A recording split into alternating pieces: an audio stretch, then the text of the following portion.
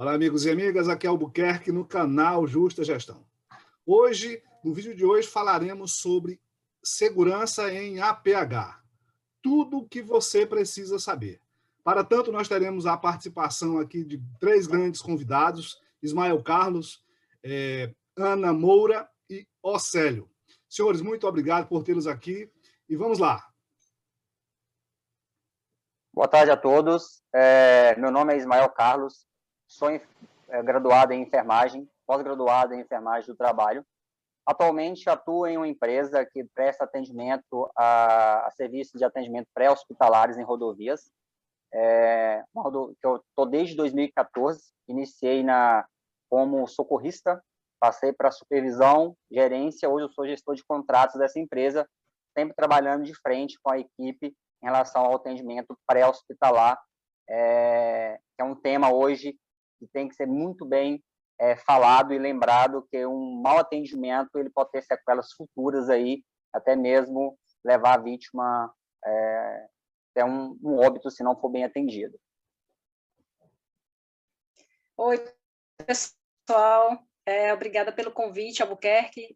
Meu nome é Ana Cláudia, tenho uma formação em gestão de pequenas e médias empresas, mas também tenho meu campo de atuação voltado para a segurança do trabalho, bombeiro civil, formação como socorrista também, assessor técnico de brigadas de incêndio. Então, a gente tem uma atuação aí muito de perto no que pertine ao APH e o atendimento de forma geral nesse sentido.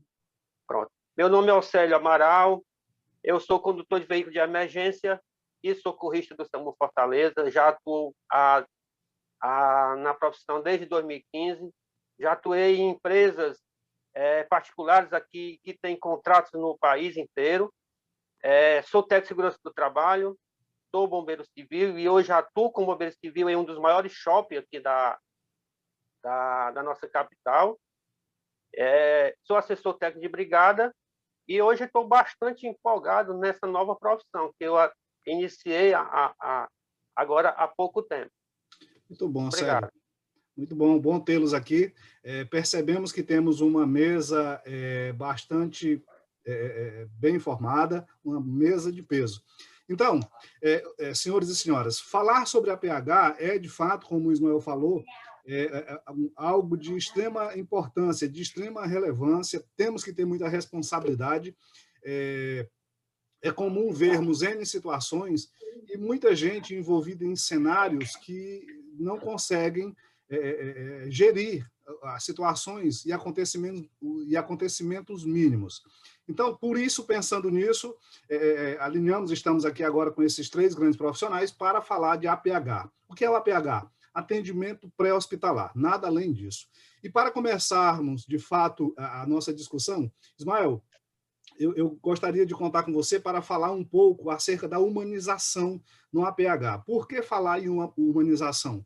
Porque é muito comum, se percebe, se estuda, se lê, se vê que o profissional de atendimento pré-hospitalar, o profissional de atendimento de urgência e emergência, via de regra, de tanto ele viver com situações conflitantes, não sou eu que digo, isso são os estudos, apontam para que este profissional, com o passar do tempo, comece a agir meio que no automático e perca a sensibilidade para com o ser humano. Por isso, veio a portaria do Ministério da Saúde, a portaria 1863, falando sobre a humanização, sobre a questão da dignidade da pessoa humana.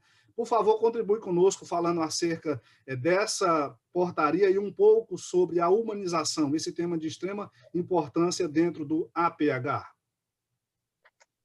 Pois é, Albuquerque, é um tema que vem sendo estudado a cada ano que se passa, se busca muito a humanização em atendimento, a humanização em saúde, a humanização no modo geral. Hoje, eu li um artigo recentemente que ele fala que para você praticar a humanização, você tem que olhar para você próprio. Para você é uma pessoa que preza a humanização do seu atendimento, do seu trabalho, você faz com perfeição, ou não seria perfeição, mas você faz com gratidão, você faz porque gosta, ou você faz porque aquilo te dá um valor, agrega um valor no teu orçamento. Então, isso vem sendo estudado muito isso. E você falou bem que, com o tempo, as pessoas acabam perdendo essa sensibilidade da palavra ser humano. E se você é ser humano, não é você simplesmente se achar que eu sei tudo, eu vou fazer do meu jeito e o resultado vai ser excepcional. O meu técnico mata todo o meu não ser humano. Em outras palavras, resumindo, não é isso hoje que se estuda, não é isso hoje que se prega no atendimento. Essa portaria 1863, ela fala muito simplificado assim, o que seria a humanização. É equidade e igualdade. É o que resume a humanização. A pessoas, você não tem que julgar alguém indiferente. Você tem que julgar alguém, ser justo com todo. É o pobre, é o rico, é o negro, é o branco. Então, isso, em diferentes etnias, você tem que saber se posicionar durante um atendimento.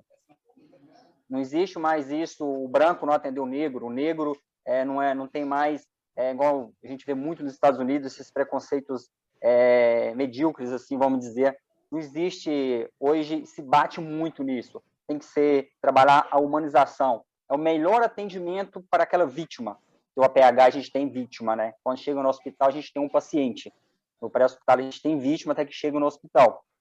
Então, a gente tem que passar isso para a vítima. Você se importa com ela como pessoa, não só com aquele momento dela de dor que você está preocupado, mas como uma pessoa como um modo geral. Então, assim, esse conjunto de valores e técnicas são comportamentos e ações que têm que vir do profissional.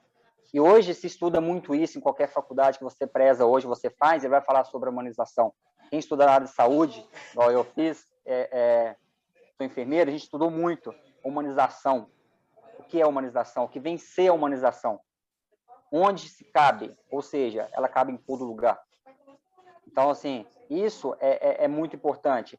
E o PNAU hoje, que é o programa, que é a Política Nacional de Atenção à Urgência e Emergência, ela trabalha muito isso. Ela é linkada a essas portarias, que aí, consequentemente, dessa portaria vem outras que já institui a nível estadual, a nível municipal, e prega esse belo atendimento, esse bom atendimento ao nosso povo, à nossa sociedade, mas visando, que é o que a gente está falando, a humanização nesse atendimento num todo. Eu acho que, de uma forma resumida, Albuquerque, qual seria isso, essa humanização no nosso atendimento pré-hospitalar. Tem o Océlio que já trabalha aí, a gente vê muito isso, é muito, como você disse, tem hora que é muito automático, tem hora que você acha que o seu prático, o seu teórico, ele supera qualquer outro nível de atendimento, mas esquecemos o quê? Que atrás do atendimento existe um ser humano, que ele deve ser respeitado indiferentemente da sua etnia, da sua cor, enfim, sem nenhuma discriminação. Perfeito, Ismael. Você quer comentar, Célio, acerca dessa situação dentro do atendimento APH? Sim, ele foi muito feliz, Ismael foi muito feliz em falar na parte de equidade, que nós não deveremos deixar de usar, e o SUS criou esse tipo de situação que não pode deixar de existir. Hoje, como o Ismael falou, o pobre ele não pode ser diferenciado do rico, o preto do branco, do homem da mulher. Então, hoje tem que haver realmente uma humanização. Foi muito feliz. Até porque, senhores, eu acredito assim, no momento do acidente ou do incidente, como o Ismael bem falou, a vítima ela é apenas a vítima.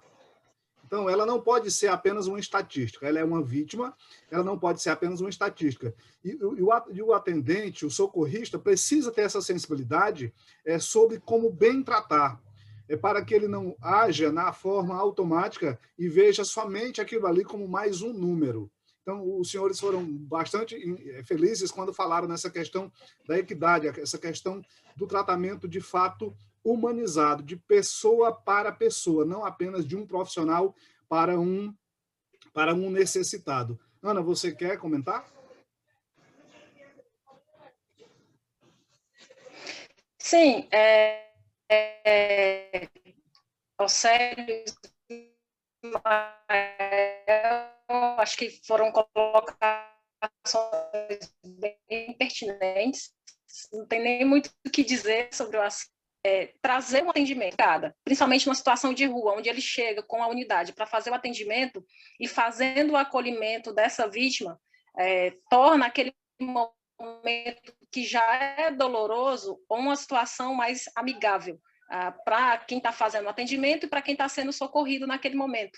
Então, não somente tratar como uma vítima e como um número, como o senhor bem mesmo mencionou, mas como pessoa. E eu acredito que no momento desse atendimento, essa humanização vai trazer um pouco mais de conforto para aquele paciente, independente da situação que ele esteja naquele momento. Então, realmente, essas colocações foram bem pertinentes nesse sentido. Perfeito, Ana, perfeito. E eu vou agora para você.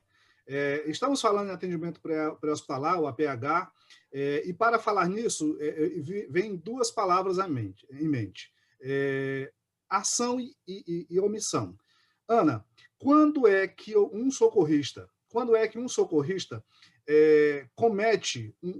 é configurada a missão de socorro e, consequentemente, configurado como um ato ilícito por parte do socorrista em praticando ou não praticando um APH?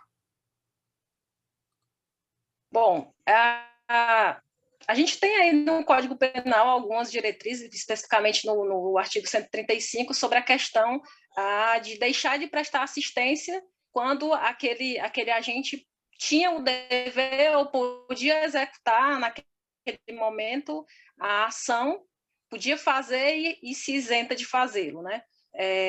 Eu acredito que nesse momento o socorrista ele tem que ter isso em mente, não só pela questão de ter uma previsão de pena nesse sentido do não atendimento, mas, sobretudo, linkando com a pergunta anterior, né, sobre a humanização, de fazer um bom atendimento e entender que aquele momento, se você foi acionado, se a tua viatura foi chamada, a tua unidade foi chamada para aquele atendimento, você tem o dever de prestar o socorro com a maior responsabilidade e humanização possível naquele sentido.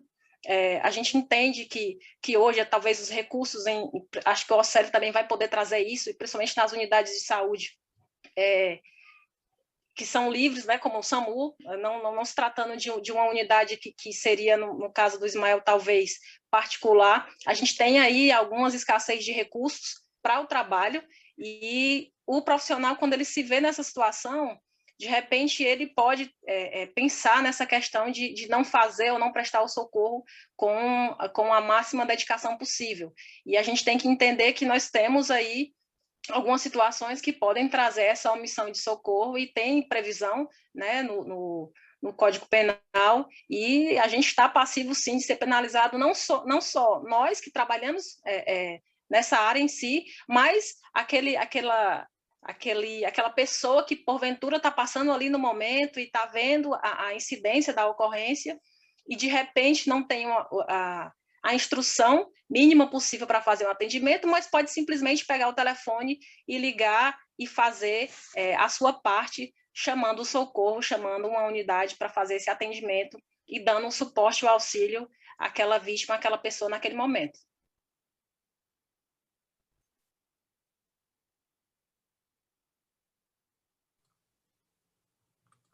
Eu vou pegar o gancho, Ana, do que você falou do Código Penal e vou falar aqui sobre o artigo 4º do Código Penal. Considera-se praticado o crime no momento da ação ou omissão, ainda que outro seja o momento do resultado.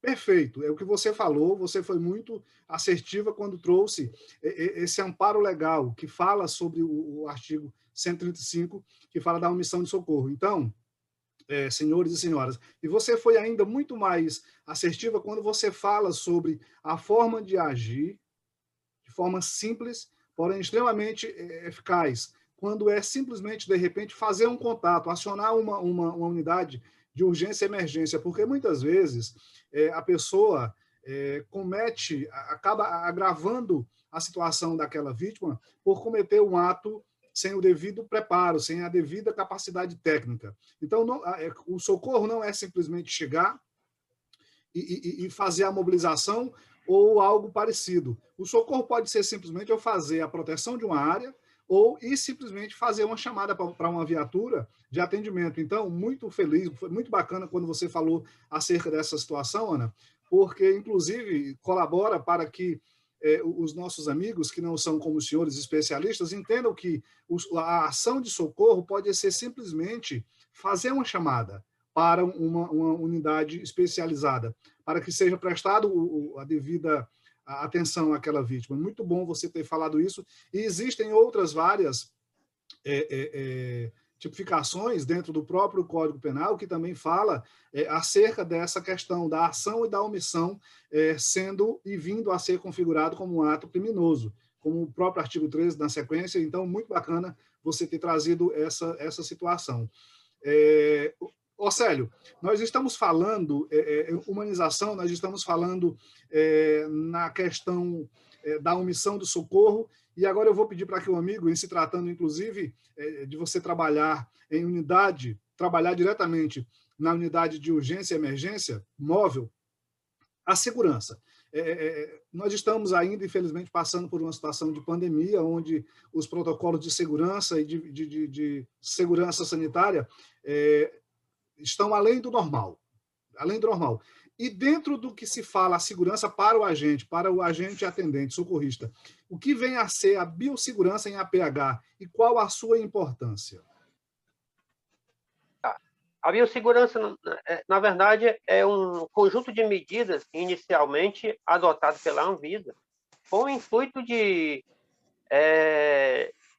controlar, reduzir, eliminar os riscos existentes, não só no APH, mas em qualquer empresa que, porventura, ocasione risco. Voltando ao APH, que é o assunto aqui do momento, é muito, hoje, principalmente agora, nesse momento de pandemia, foi muito potencializado as atenções em cima dessa situação, principalmente na questão dos EPIs. Hoje é muito cobrado pelas gestões, vou dizer assim, pelas próprias equipes que trabalhem com segurança, trabalhem usando todo tipo de EPIs possível. Antigamente não se preocupava tanto com EPI, você fazia um tipo de atendimento e você não se preocupava em usar uma máscara, você não se preocupava em usar um óculos, você não se preocupava em usar nem sequer um par de luva. E hoje o que é recomendado é que você use até 2 máscaras. Use uma máscara cirúrgica e use uma PFF2 ou uma N95, porque uma tem uma barreira para gotícula e a outra já é barreira para gases ou para aerosóis.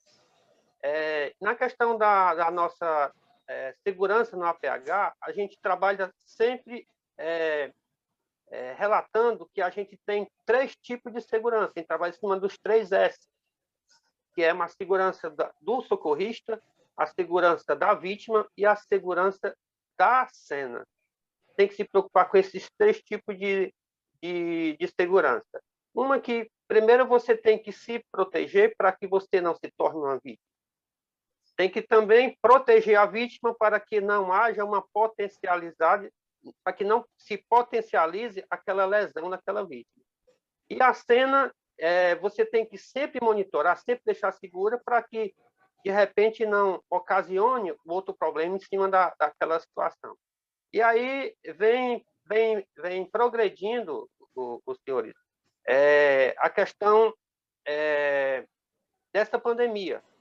Hoje você vai fazer um atendimento de trauma, mas você não sabe se aquela vítima ela está contaminada, porque ela pode estar ali sem nenhum sintoma, mas hoje você está focado em evitar uma contaminação. Então a gente está muito preocupado na questão de EPI, Dentro do APH, uma das situações que a gente também trabalha na questão de biossegurança é a questão de pérfuro cortante, a gente se preocupa bastante ali. A gente tem que ter muito eu vou dizer assim, uma comunicação fechada, sempre quando você vai usar um pérfuro cortante, independente de ser uma ampola, que seja uma agulha, que seja um outro tipo de pérfuro cortante, sempre está se comunicando de forma fechada para que não haja nenhum tipo de acidente. Uma outra situação também que a gente se preocupa bastante é a questão da desparamentação, porque muitas vezes você está ali atendendo um paciente gravíssimo e por você estar todo equipado e preocupado ali, você não se contamina, mas ao desparamentar é o maior índice de contaminação, o momento que você vai se desparamentar. Então, é uma sequência de cuidados, principalmente agora nessa pandemia. Perfeito, perfeito, Océlio. Ismael, eu vou te fazer a seguinte pergunta. Como fazer o gerenciamento das emergências? Nós estamos falando sobre atendimento pré-hospitalar, nós estamos falando sobre a biossegurança e a segurança do agente socorrista. A Ana trouxe muito bem a questão da omissão, da ação e da omissão, quando ela é configurada crime, e efetivamente, como fazer a gestão, o gerenciamento, como fazer efetivamente o gerenciamento da urgência. Então, Albuquerque, para esse gerenciamento, ele vai depender bastante aí do tipo de ocorrência para a gente estar acionando os devidos, né, recursos para aquele local, mas tudo se inicia, como a Ana falou, num simples telefonema. No SAMU, que é o caso que mais se usa no Brasil, o SAMU e o bombeiro, é 192, liga, já começa por ali. Por que por ali, Ismael? Porque ali, quando você liga, o atendente que vai te atender ali, ele vai te perguntar tipo de acidente que é. Que tipo de acidente? Foi um capotamento. Quantas vítimas? Eu estou vendo aqui uma atropelada, tem 2 carros batidos e tal. Opa, então eu tenho que mandar uma ambulância X, uma ambulância tipo C e uma tipo D. Ou seja, uma avançada e um resgate básico. Aí, quem que determina essa saída aqui? O médico coordenador. Porque o SAMU, ele existe no gerenciamento deles. O médico faz esse tipo de disparar os veículos, porque muitos lugares, onde eu trabalho, já funciona de modo diferente. Tem um tipo de acidente desse, as 2 ambulâncias saem para o atendimento, tipo C e tipo D, porque não sabe o que você vai encontrar de cena lá na frente. O SAMU, muitas das vezes, eles mandam ou aguardam outras informações, porque, infelizmente, a gente tem muito tal do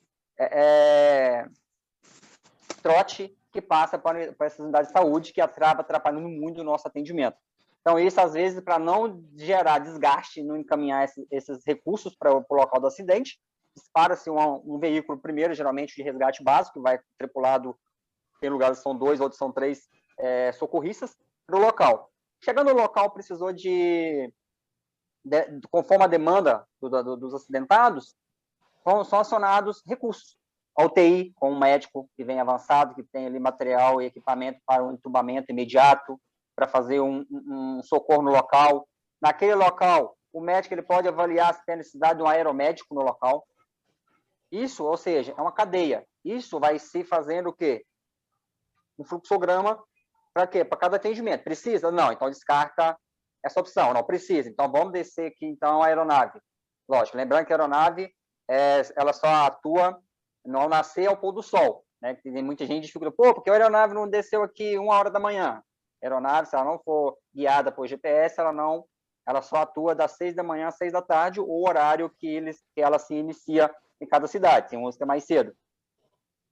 Já a gente tem um método muito interessante nesse gerenciamento de emergências, que é chamado método de START. Muita gente conhece, o Océlio deve conhecer. Elas são o quê? São geralmente para catástrofes maiores, acidentes maiores, com múltiplas vítimas. Que são o quê? São lonas e você faz a classificação por cores. Verde, amarelo, vermelha, cinza ou preta. Então, assim, chegou no local, chegou a ambulância, alguém vai comandar. Quem vai comandar? Geralmente o médico é o cabeça da cena. Então, ele vai direcionar. Essa vítima, vamos colocar ela pode ficar na verde, então ela tem um tempo maior de atendimento. Essa vai para a amarela, precisa ser encaminhado mais rápido. O vermelho, esse precisa de atendimento imediato, é uma emergência, então precisa de atendimento agora. Quem vai fazer o atendimento? O médico está gerenciando, não, mas o médico ele pode atender e, ao mesmo tempo, direcionar alguém para supervisionar. Fala, olha, vamos começar a direcionar isso aí. E já falo o quê? A cena é muito importante nisso, porque a cena ela vai te dizer o tipo de acidente que aconteceu, o acidente se ele é grave ou não. Por quê? Por causa das barreiras de impacto, por causa do tipo de que foi o acidentado, ou se foi um capotamento. Então, assim, e voltando ao que o Océlio falou também um pouquinho da segurança. Ismael, dá licença. Diz, por favor, qual o trecho que você trabalha? Rodovia. Hoje eu atuo na BR-135, em Minas Gerais, que pega da cidade do Trevão de Sete Lagoas até a cidade de Montes Claros, em Minas. Rodovias do Tietê, que são rodovias no estado de São Paulo, que ele pega várias cidades, desde Rafá, Capivari, Botucatu.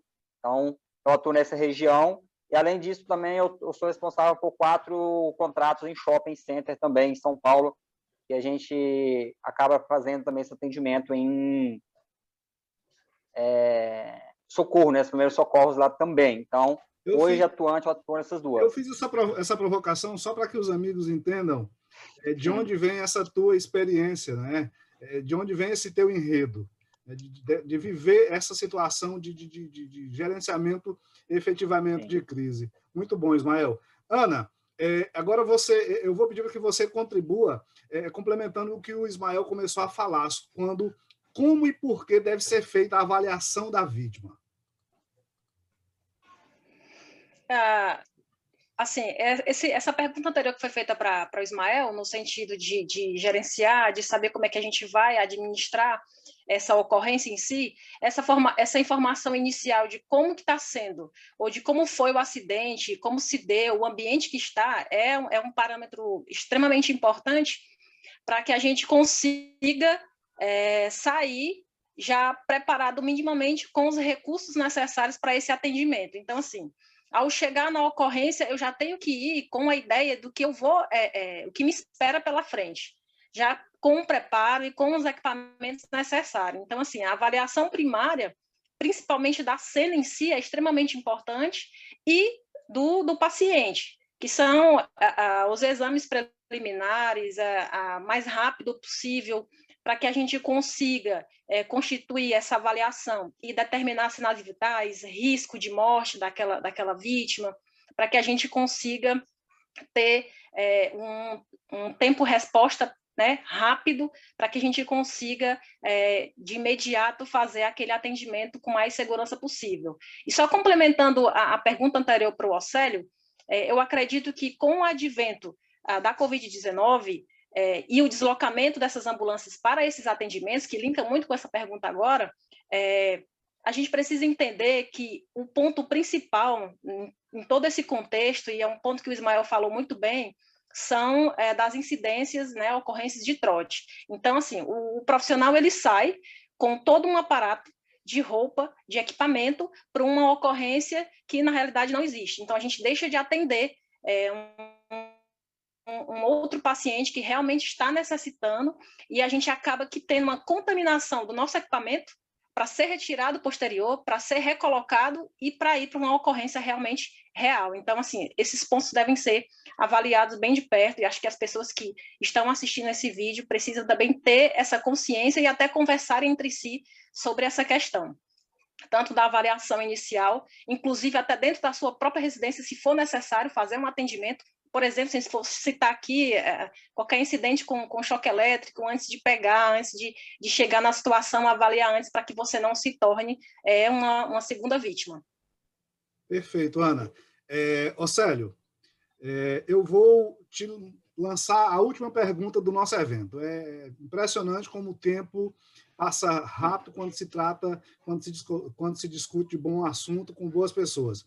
O que são as emergências cardiovasculares? Por que fazer essa pergunta?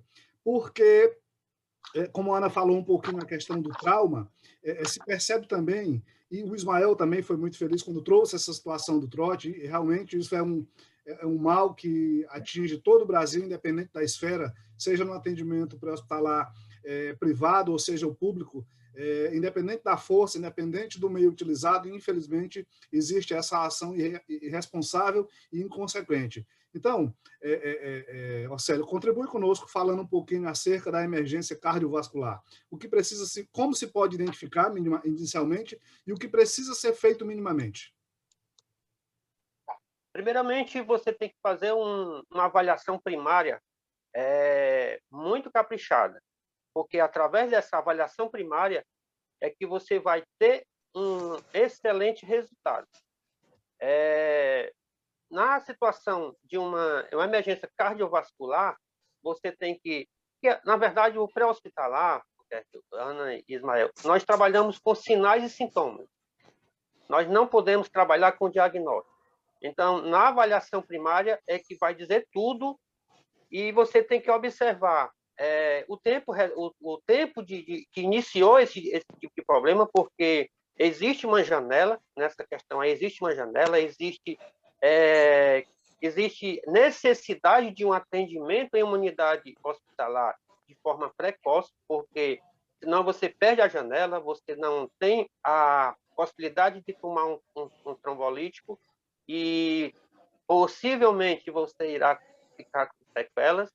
Então, a pessoa tem que fazer uma avaliação criteriosa, a pessoa tem que levar para a unidade hospitalar já de referência para que não possa perder tempo, isso é o primordial, tá certo?